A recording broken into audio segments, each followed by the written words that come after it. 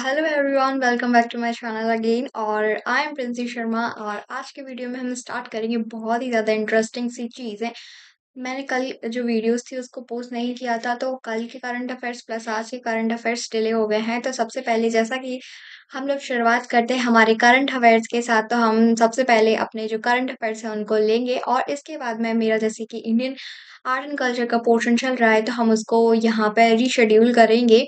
और जैसे ही मेरा जो इंडियन आर्ट एंड कल्चर का सब्जेक्ट रहता है वो ख़त्म हो जाता है, तो इसके बाद में एनवायरनमेंट को मैं शुरू करूँगी। और जैसा कि मेरी क्लासेस अभी एथिक्स की चल रही हैं, तो मैं जल्दी ही कोशिश करूँगी कि जो एनवायरनमेंट वाली बुक है उसको ख़त्म करके मैं सीधा आपका एथिक्स पे आऊँ। एथिक्स इज़ अ सब्जेक्ट जिसको आप समझने की कोशिश करो ना तो ज़्यादा बेस्ट रहता है पढ़ने की जगह। तो सबसे पहले हम शुरुआत करते हैं हमारे जो मैनुअल स्कैवेंजर्स होते हैं उनके बारे में। तो क्या होते हैं ये और क्या जानना है हमें इनके बारे में? तो मोस्टली आप लोगों ने अपनी सिटीज़ वाले एरिया में ये चीज़ तो ज़रूरी देखी होगी कि कुछ छोटे-छोटे गड्ढे रहते हैं और उन गड्ढों के अंदर जो इंसान रहते हैं, जो ह्यूमन बॉडी रहती है उसमें वो डाली जाती है और उसके अंदर जो आपके बेसिकली कचड़े देखने को मिलते हैं, वो निकालने का काम करते हैं हमारे जो मैनुअल स्कैवेंजर्स रहते हैं वो लोग।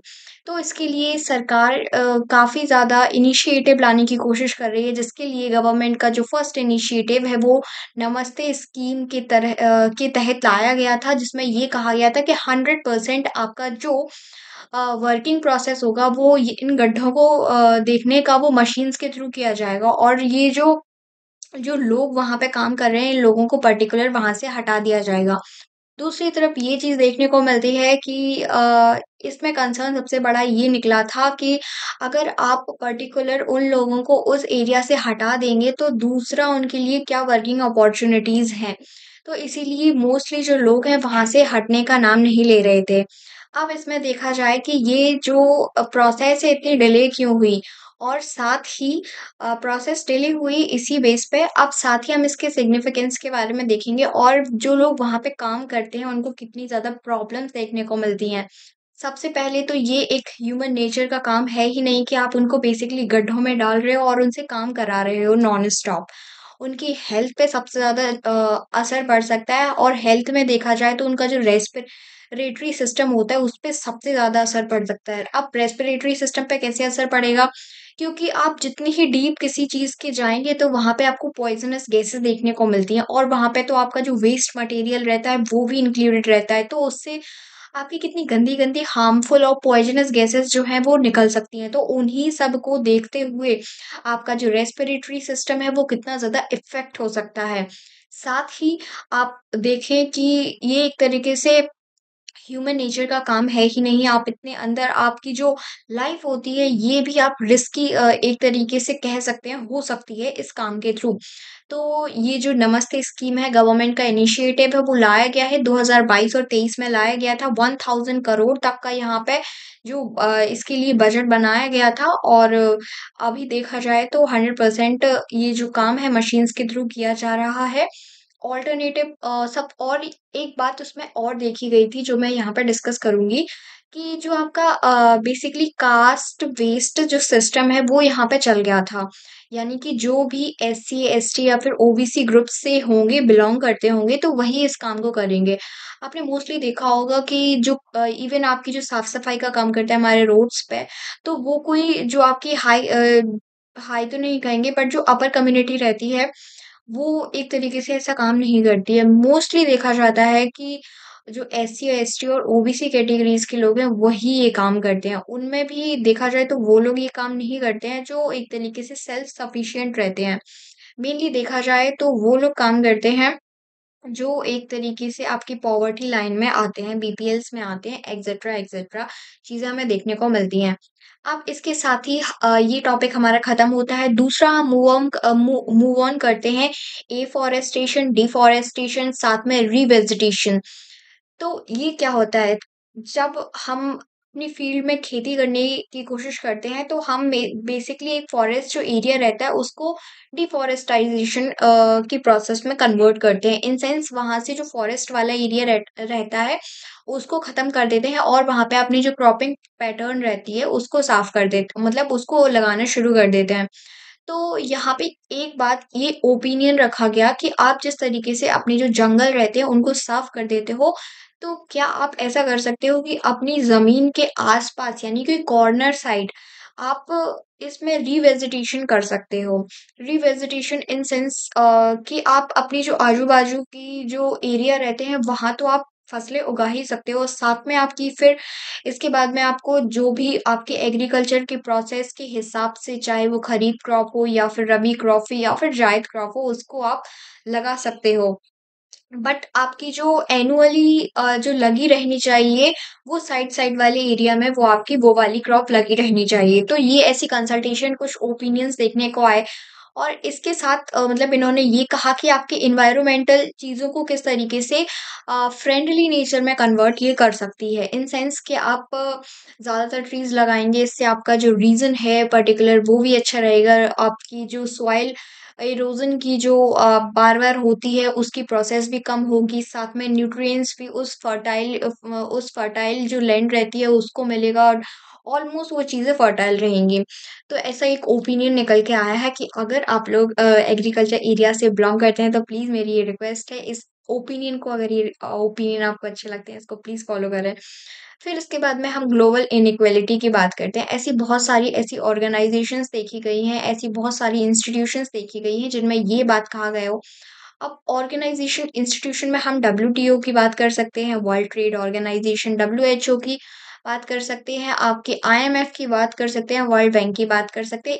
इवन जो आपकी ऑर्गनाइज़ेशंस होती हैं जो आपकी डेवलपिंग कंट्री यूएनडीपी एक्सेट्रा जो रहती हैं उन पे फ़ोकस करती हैं, उनमें फंडिंग का काम करती हैं। तो ऐसा मेनली देखा गया है कि ये वाली जो बड़ी-बड़ी ऑर्गनाइज़ेशंस बनी होती हैं, वो मेनली किस पे काम करती हैं, आपके वेस्टर्न जो एरियाज़ रहते हैं, अगर उनमें कोई इश्यू आ रहे हैं, तो उन्हीं पे फ़ोकस करती हैं, अदरवाइज़ और किसी पे फ़ोकस करती ही नहीं है। इन सेंस कि अगर आपका यूरोप में कोई बड़ी-सी डिसीज़ आ रही है, तो वैक्सीनेशन का काम वहीं पे करेंगे। रिसेंट ये चीज़ देखी गई है कि अभी जो आपकी अफ्रीकन कंट्रीज़ हैं, वहाँ पे काफ़ी सारे हेल्थ कंसर्न देखने को मिलते हैं। इवन आपका जो एमपॉक्स देखने को मिलता है, वो भी रिसेंट टाइम पे वहाँ पे देखने को मिलता है। लेकिन अभी तक उसकी वैक्सीनेशन का कोई स्टेप लिया नहीं गया है वेस्टर्न्स कंट्री के थ्रू।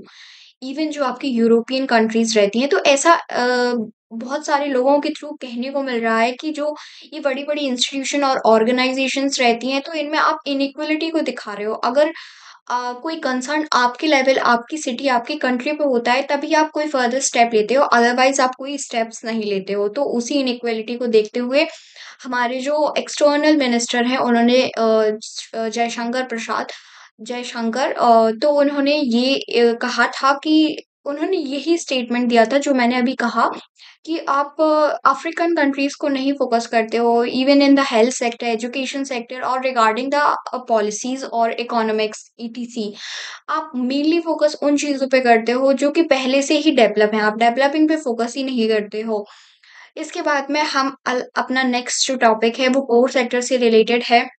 देखो क्या होता है कि ऑफिस ऑफ इकोनॉमिक अफेयर्स रहता है, वो आपकी जो कोर सेक्टर्स रहते हैं, उसकी जो रिपोर्ट है, वो पब्लिश करता है। नाउ कोर सेक्टर्स क्या होते हैं? हमारी कंट्री में जितनी भी जो इकोनॉमिक ग्रोथ को देखने के लिए या फिर इकोनॉमी में एक बूम लाने के लिए जो इंडस्ट्री रहती हैं, वो अपना एक मेन रोल प्ले करती हैं। अब इंडस्ट्रीज़ हमारे यहाँ पे बहुत सारी इंडस्ट्रीज़ होती हैं, बट मेनली अगर इनकी हमें मेज़रमेंट चाहिए, इनका प्रॉपर डेटा चाहिए, तो जो गवर्नमेंट करती है वो 8 आइडेंटिफ़ाई ऐसी इंडस्ट्रीज़ को करती है जिसके बेस पे आप एक तरीके से एस्टिमेट लगा लेते हो आपकी जो इंडिया लेवल पे जितनी भी आपकी बेसिकली बनाई जाती हैं अ, इंडस्ट्रीज़ उनका डेटा आप निकाल लेते हो इसमें। तो मेनली इसमें ये देखा जाता है कि जो 8 आपकी कोर इंडस्ट्रीज़ हैं जिसमें कुछ एग्ज़ाम्पल्स जैसे सीमेंट का एग्ज़ाम्पल हो गया, इसके बाद में स्टील का एग्ज़ाम्पल हो गया, इलेक्ट्रॉनिक्स यानी इलेक्ट्रिसिटी का एग्ज़ाम्पल हो गया, आपकी जो नेचुरल गैसेस रहते हैं, फिर रिफाइनरी प्रोडक्ट्स रहते हैं तो नेचुरल गैसेस हो गई, फिर आपके जो फॉसिल फ्यूल्स हो गए, ये सारी जो चीज़ें रहती हैं, कार्बन रह गया, फिर कोल रह गया, तो ये सारी आपकी जो चीज़ें हैं, इनके बेस पे जो इंडस्ट्रीज़ बनाई गई हैं, उनको कोर इंडस्ट्रीज़ कहते हैं। मेनली इनका सीधा-सा मतलब ये है कि अगर इन इंडस्ट्रीज़ में बूम आता है तो हमारी इकोनॉमी जो है वो अच्छी ग्रोथ करती है। इन इन 8 जो ऐसी कोर इंडस्ट्रीज़ रहती हैं, इनके बेस पे हमारी इकोनॉमिक ग्रोथ इंडस्ट्री सेक्टर में कैसी हो रही है, उसके बारे में बताया जाता है। फिर इसके बाद में हम वन हॉर्न राइनोस कुछ एनवायरमेंटल से रिलेटेड बातें करते हैं। एनवायरनमेंट इज़ अ सब्जेक्ट जहाँ पे जिसकी बात शुरू करते ही पता नहीं मेरे जो है स्माइल सी आ जाती है, क्योंकि एनवायरनमेंट एक ऐसी चीज़ होती है जिसको हम डेली लाइफ में देखते हैं, कंज़्यूम करते हैं और साथ ही इसमें इसके प्रिज़र्वेशन के लिए, इसके कंज़र्वेशन के लिए हम बहुत सारे इनिशिएटिव खुद ही अपने लेवल पे लेते हैं। हम ग्रीनरी के लिए मोस्टली जो लोग रहते हैं वो अपने घर पे प्लांट्स लगाते हैं, ग्रीनरी में जाना पसंद करते हैं, नेचर से कनेक्ट करना आज के टाइम पे नेचर से कनेक्ट करना पसंद करते हैं और ये मैं अपने बेस पे कह रही हूँ फ़िलहाल तो, क्योंकि मुझे नेचर बहुत ही ज़्यादा पसंद है। तो यहाँ पे जो है हॉर्न्ड राइनोज़ की बात की गई है जो मेनली आपकी आईयूसीएन की जो रेड लिस्ट होती है उसमें वल्नरेबल के लिस्ट में जो है आता है। तो अब सबसे पहले आईयूसीएन की बात करते हैं। तो सबसे पहले ये क्या होती है? तो ये एक इंटरनेशनल यूनियन है जो कि आपकी कंज़र्वेशन करती है आपके नेचर को। इन सेंस कि अगर नेचर से रिलेटेड कोई भी चीज़ चाहे फिर वो वल्नरेबल हो, एंडेंजर्ड हो, एक्सटिंक्ट हो, तो ये अपनी रेड लिस्ट में उन चीज़ों को पब्लिश कर दी है। तो इसी के थ्रू जो वन राइनोज़ हैं उनको कंज़र्व करके रखा गया है। तो ये जो वन हॉर्न राइनोज़ रहते हैं ये मेनली आपके इंडिया और नेपाल वाले रीजन में पाए जाते हैं। आपके सबसे ज़्यादा जो राइनोज़ रहते हैं वो असम में काज़ीरंगा जो नेशनल पार्क रहता है वहाँ पे देखने को मिलते हैं, मानस नेशनल पार्क रहता है वहाँ पे देखने को मिलते हैं। इवन जो आपका उत्तर प्रदेश का जो दुधवा नेशनल पार्क है वहाँ पे भी देखने को मिलते हैं। अब हम बात करते हैं कि जो ये स्पीशीज़ रहती हैं, इनको इतना ज़्यादा कंज़र्व करके रखने की हमें ज़रूरत क्या है? What is the significance of that? तो हम सबसे पहले फ़ोकस करते हैं क्योंकि ह्यूमन बहुत ही ज़्यादा सेल्फ़िश होता है, तो हम अपने लेवल पे ही बात कर लेते हैं। आप लोग भी सोच सकते हो कि हम क्यों आखिरकार ये सारी चीज़ें देखते हैं। तो सबसे पहले ये टूरिज़्म को प्रमोट करते हैं, हम लोग उनको देखने के लिए जाते हैं, हम लोग उनसे मेडिसिन लेते हैं। इसके बाद में हमारी जो फूड चेन है वो बनी रहती है इन सेंस ऐसा माना जाता है और इवन होता है कि जो राइनोज़ रहते हैं वो हर्बीवोर रहते हैं, यानी कि जो आपकी जो ग्रीनरी रहती है उसी पे बेसिकली डिपेंडेंट होते हैं। अगर वो आप वही नहीं खाएँगे तो बेसिकली आपकी जो फूड चेन है अगर थोड़ा-सा भी डिस्टर्बेंस देखने को मिलता है तो उसमें डिस्टर्बेंस आ ही जाते हैं। तो उसी के साथ-साथ फिर इकोनॉमिक लेवल पे देखा जाए तो ये आपके नेशनल पार्क आपकी अ, और जो आपकी वाइल्ड लाइफ सेंचुरीज़ रहती हैं वहाँ पे भी बहुत ही ज़्यादा हेल्प करता है। अब एक कंसर्न निकल के आता है कि एक बार यूपीएससी के इंटरव्यू में मैंने देखा था कि एक क्वेश्चन निकल के आया था that what is the difference between the national park and the wild life centuries. तो नेशनल पार्क क्या होता है कि ये एक ब्रॉड एरिया रहता है और जो वाइल्ड लाइफ सेंचुरीज़ रहती हैं वो एक नेशनल पार्क के डोमेन में आ सकती हैं अगर गवर्नमेंट ऐसा चाहे तो। जो वाइल्ड लाइफ सेंचुरीज़ रहती हैं, वहाँ पे जो ह्यूमन इंटरफेरेंस रहती है, वो हो सकती है और ये एरिया में भी कम होते हैं और यहाँ पे देखा जाए तो मोस्टली जो फ्लोरा स्पीशीज़ रहती हैं, वो यहाँ पे पाई जाती हैं। जैसे फ्लोरा स्पीशीज़ तो पाई जाती हैं, फ़ौना में आपके जैसे बर्ड्स वगैरह हो गए, तो ये सारी मतलब जो थोड़ी डेंजरस जानवर टाइप होते हैं, वहाँ पे वाइल्ड लाइफ सेंचुरीज़ में बहुत ही रेयर देखने को मिलते हैं। और यहाँ पे जो ट्राइबल एरिया रहता है बेसिकली वो यहाँ पे रह सकता है और उस पर्टिकुलर एरिया को प्रिज़र्व करके भी रख सकता है। बट जो नेशनल पार्क रहते हैं वहाँ पे किसी भी तरीके से ह्यूमन इंटरफेरेंस नहीं होती है। मेनली वही लोग जाते हैं जो उस पर्टिकुलर एरिया को देख रहे होते हैं। साथ ही अगर देखा जाए इसके बाद में तो जो नेशनल पार्क रहते हैं वो एरिया में भी बड़े रहते हैं। वहाँ पे डिफरेंट काइंड ऑफ स्पीशीज़ पाई जाती हैं और मेनली वो स्पीशीज़ पाई जाती हैं जो एंडेंजर्ड होती हैं या फिर एक्सटिंक्ट होने वाली होती हैं। अब देखो इनके कंज़र्वेशन के लिए गवर्नमेंट क्या प्रोसेस लेके आती है। एक होता है इन सीटू और एक होता है एक्स सीटू। इन सीटू में क्या होता है कि आप उसी जहाँ उनका जो उनका नेचुरल हैबिटेट है ना, वहीं पे आप उसको कंज़र्व करो। इन सेंस अगर नेशनल पार्क में रह रहे हैं अगर वो लोग, तो वहीं पे आप उनकी स्पीशीज़ को बढ़ाओ। दूसरा रहता है एक्स सीटू। एक्स सीटू में क्या होता है कि आप उन पर्टिकुलर जानवरों को ऐसी जगह पे प्रिज़र्व करने ले जाते हो जहाँ पे मेनली आप जहाँ पाते हो कि वो एंडेंजर्ड अवस्था में है एक तरीके से। उनकी जो सिचुएशन है वो एंडेंजर्ड है और बहुत ही ज़्यादा एक्सटेंशन उनका देखने को मिलता है। तो उन्हीं के बेस पे बेसिकली ये सारी जो चीज़ जैसे जू वगैरह हुआ आपका, ये सारी चीज़ें देखने को मिलती हैं। फिर इसके बाद में हम नेक्स्ट टॉपिक की बात करते हैं, आर्टिकल 142 जो कि एक तरीके से कंप्लीट जस्टिस की बात करता है। अभी एक हाल-फिलहाल में एक केस हुआ जिसमें जो आईआईटी का एक स्टूडेंट है जिसकी जो फीस थी वो कंप्लीट ना होने की वजह से बेसिकली उसका जो एडमिशन है वो कैंसल कर दिया गया। तो उसने सुप्रीम कोर्ट में एक पिटीशन डाली और इसमें उन्होंने कहा डीवाई चंद्रचूड़ ने कि आपकी जो प्रॉपर जस्टिस है, यानी कि आप एक ब्रिलियंट स्टूडेंट हो, आपने इतनी मेहनत की है, इसलिए आपको जो आईआईटी रहती है वहाँ पे एडमिशन दिया जाएगा। इसलिए उन्होंने आर्टिकल 142 का यूज़ किया जिसके तहत उन्होंने कंप्लीट जस्टिस की बात की। फिर इसके बाद में हम थोड़ा-सा सुप्रीम कोर्ट के बारे में भी जान लेते हैं। सुप्रीम कोर्ट को बेसिकली 124 आर्टिकल में मेंशन किया गया है। इसके बाद में इसमें कॉलेजियन सिस्टम चलता है, जिसमें कॉलेजियन सिस्टम बेसिकली 5 जजेस का एक सिस्टम होता है, जहाँ पे जो 5 कोई भी पिटीशन आती है, उसके बेस पे 5 जो जज रहते हैं, वो इसका फाइनल डिसीज़न करते हैं। जो भी गिल्टी होता है, उसको सज़ा देते हैं, एक्सेट्रा जो जिस प्रकार का भी प्रोविज़न आपको देखने को मिलता है। फिर इसके बाद में जब इसके अपॉइंटमेंट की बात करते हैं तो इसके लिए first, second, third and fourth जो जजेस केसेस हैं वो देखने को मिलते हैं और उसके बाद में फर्स्ट जजेस केस में ये देखने को मिलता है कि आपका जो कंसल्टेशन रहेगा, मतलब मेनली इनका जो अपॉइंटमेंट किया जाता था पहले वो प्रेसिडेंट के थ्रू किया जाता था। लेकिन अब ऐसा देखने को मिला है कि जो कंसल्ट है वो सीजेआई का वो फर्स्ट जजेस जो केस हुआ था उसमें इम्पोर्टेंट हो गया। फिर कंसल्ट के बाद में सेकंड जो जजेस केस आया उसमें ये कहा गया कि सिर्फ कंसल्टेशन नहीं, हम जो कहेंगे आपको वो मानना पड़ेगा। तो सेकंड में ये देखने को मिला, तीसरे में ये देखने का कि कंसल्ट प्लस कंसर्न, यानी कि हम कंसल्टेशन भी दे सकते हैं और इसमें आपको कंसर्न भी करना पड़ेगा।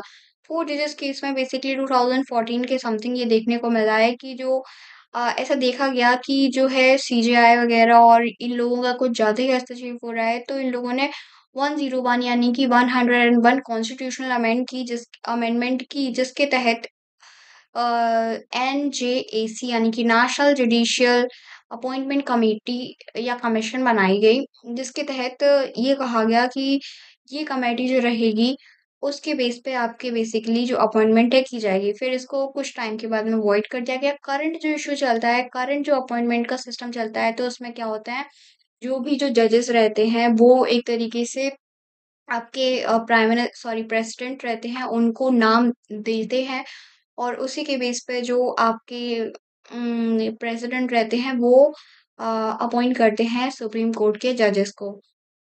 इसके बाद में हमारा जो नेक्स्ट टॉपिक है वो न्यूक्लियर एनर्जी से टॉपिक है। न्यूक्लियर एनर्जी इसके बारे में मैं एक अलग से वीडियो बनाऊँगी because this is a very broad topic और बहुत ही ज़्यादा इंटरेस्टिंग टॉपिक है। फिर इसके बाद में हम वाइपर मिशन की बात करते हैं। वाइपर मिशन क्या होता है? VIPER mission is a mission initiated by the NASA. यानी कि इन्होंने ये कहा था नासा के लोगों ने कि नासा नासा बेसिकली देखा जाए तो एक तरीके से वो 1st ऑफ अक्टूबर 1958 को शुरू हुआ था और उसके बेस पे नासा जो है उसने अपने जो है बहुत सारे जो मिशन हैं उनको शुरू किया और उसके साथ ही उसका जो करंट में मिशन चल रहा है वो वाइपर मिशन चल रहा है। उन्होंने ये कहा था कि जो आपका मून है बेसिकली उसका जो साउथ पोल है वहाँ पे ये वाटर आइस को देखने की कोशिश करेंगे कि वहाँ पे वाटर आइस आपको देखने को मिलती है या नहीं। फिर इसके साथ ही हम नेक्स्ट टॉपिक, क्योंकि वीडियो बहुत ही ज़्यादा लंबा हो रहा है, उसके साथ ही हम नेक्स्ट टॉपिक पे देखते हैं कि इंडियन सिल्वर डिविडेंड की बात करते हैं। यानी कि इस रिपोर्ट में ऐसा कहा गया कि बेसिकली अभी हमारे इंडिया और चाइना में देखा जाए, मेनली इंडिया में देखा जाए तो यंग पॉपुलेशन ज़्यादातर देखने को मिलती है और इसके साथ भी जो लोग अभी यंग हैं, वो एक ना एक टाइम पे आपके अ, एल्डर तो होंगे ही, जब वो एल्डर होंगे तो उनको ऐसी काफ़ी सारी सिचुएशंस देखने को मिल सकती हैं, तो उसके लिए जो गवर्नमेंट है वो क्या इनिशिएटिव ला सकती है? जैसे उनको सबसे पहले हेल्थ से रिलेटेड इश्यूज़ देखने को मिलते हैं, तो आप हॉस्पिटल पे कितना खर्च कर सकते हो? हॉस्पिटल कितने अवेलेबल करा सकते हो? जो बेड्स रहते हैं वो कितने अवेलेबल करा सकते हो? तो ये एक तरीके से कंसर्न है। दूसरा कंसर्न ये देखने को मिला कि 60s की जो एज रहती है वहाँ पे आप रिटायरमेंट तो कर देते हो, लेकिन इसके बाद भी बहुत से ऐसे लोग रहते हैं जो मेनली फ़ोकस करते हैं कि आप जब रिटायरमेंट के बाद अपना सेल्फ कुछ बिज़नेस स्टार्ट करें। तो उस बिज़नेस को स्टार्ट करने के लिए मेनली जो एक स्कीम चलाई गई है that is a says initiative. Says initiative में लोगों ने ये कहा कि जो भी ऐसे लोग हैं जो काम करने की एक तरीके से क्षमता रखते हैं, कैपेसिटी रखते हैं और काम करना चाहते हैं अपने रिटायरमेंट के बाद भी, तो वो इस स्कीम के तहत अपना जो है एनरोलमेंट करा सकते हैं और अपने काम को फर्दर जारी कर सकते हैं। तो अ, हमारा एक ही टॉपिक बचा है दैट इज़ न्यूक्लियर एनर्जी, तो हम इसको फर्दर नेक्स्ट वीडियो में कवर कर लेंगे और एक अलग से ही वीडियो ले आऊँगी जो पूरा 10 मिनट का वीडियो न्यूक्लियर एनर्जी को इसमें इसके सिग्निफिकेंस, इसके जो चैलेंजेस हैं और किस तरीके से ये इलेक्ट्रिसिटी बनाती है और किस तरीके से ये इम्पैक्ट करती है हमारे ग्लोबली। तो हम अभी हमारा इंडियन आर्ट एंड कल्चर ही भी छूट रखा है क्योंकि वीडियो थोड़ी-सी लंबी हो गई है क्योंकि 2 दिन के करंट अफ़ेयर्स थे और मैं उसको बना नहीं पाई थी, तो आप लोग प्लीज़ मैनेज करिए और इंडियन आर्ट एंड जो कल्चर का जो चैप्टर है जो नेक्स्ट चैप्टर है वो that is tangible cultural heritage, जिसमें हम एक अलग से वीडियो ले आएँगे जिसमें हम कवर कर लेंगे कि जो आपका ये कल्चरल हेरिटेज रहते हैं यूनेस्को के थ्रू जो दिए जाते हैं उसके बारे में हम यहाँ पे बात कर लेंगे। तो आज की वीडियो में बस इतना ही। आशा करती हूँ आप लोगों को वीडियो अच्छी लगी हुई होगी। अगर आपको वीडियो अच्छी लगी होगी तो प्लीज़ लाइक करिए, शेयर करिए एंड सब्सक्राइब करिए और थोड़ी-सी भी इन्फॉर्मेशन अगर आपके पास पहुँची हो तो प्लीज़ कमेंट करके ज़रूर बताइए और ये भी बताइए कि आपको किस टॉपिक पे और वीडियोज़ चाहिए। तो आज की वीडियो में बस इतना ही। आशा करती हूँ आप लोग अच्छे से पढ़ेंगे, अच्छे से मेहनत करेंगे। Thank you so much.